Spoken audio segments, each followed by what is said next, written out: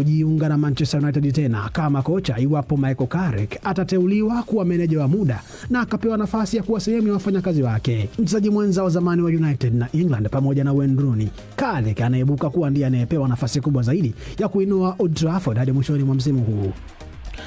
Wakati huo huko Hispania, Xabi Alonso ameacha nafasi yake kama meneja wa Real Madrid baada ya kuifundisha kwa miezi 8 pekee, huku mchezaji mwenzake wa zamani wa Liverpool Alvaro Arbeloa akichukua nafasi hiyo.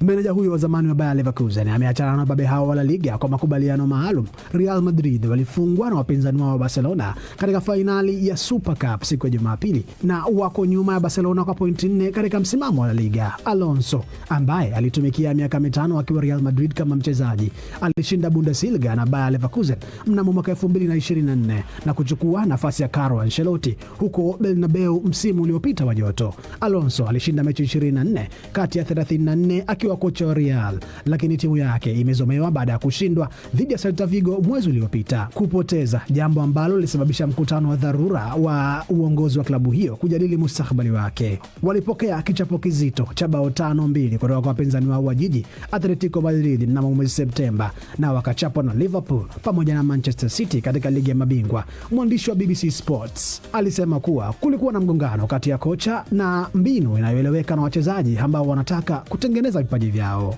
Barabara kabisa. Nikirejea England, leo usiku inapigwa mechi ya kwanza ya nusu fainali kombe la Carabao, Newcastle United ikipepetana na Manchester City kabla ya Chelsea kuialika Arsenal katika uwanja wa Stamford Bridge hapo kesho. Tukisonga mbele, meneja wa Atletico Madrid Diego Simeone ameomba msamaha kwa Vinicius Junior kwa tabia yake dhidi ya winga wa Real Madrid wakati wa nusu fainali ya Spanish Super Cup.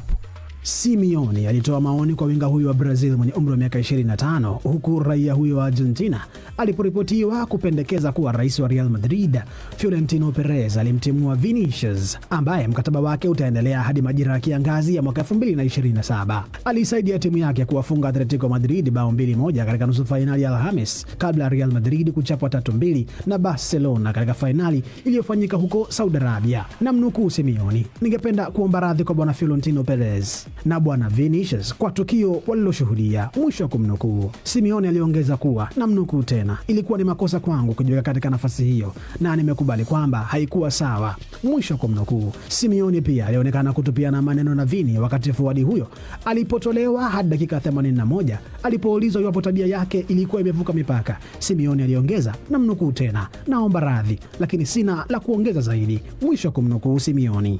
Na mbosha, huo ndo mwisho wa makala yetu ya sports. Ni kushukuru sana.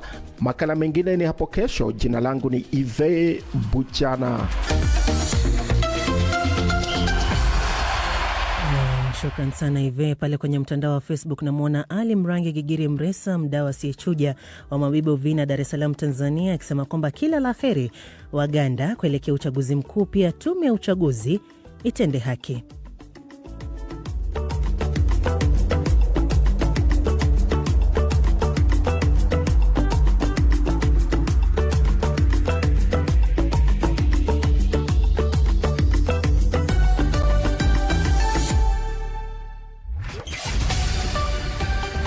Ya kusikiza idhaa ya Kiswahili ya BBC. Taarifa kuu leo hii, serikali ya Uganda imeagiza kuzuiwa kwa huduma za intaneti kuanzia leo hadi uchaguzi mkuu utakapokamilika.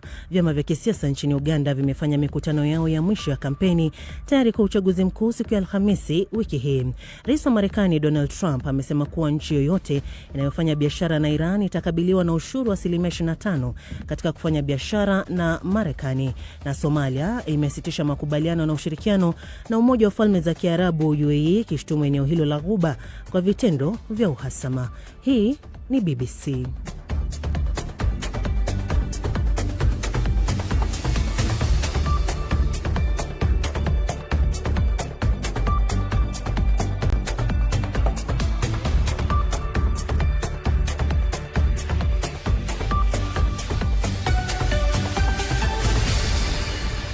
Na msikilizaji, kama ndiungana nasi, ni matangazo ya Dira ya Dunia kutoka hapa idhaa ya Kiswahili ya BBC.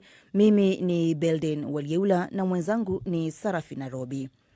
Shirika la habari la BBC limesema kuwa litawasilisha hoja mahakamani kushinikiza kesi iliyowasilishwa na rais wa Marekani Donald Trump ya kudai fidia ya dola bilioni 10 ifutiliwe mbali.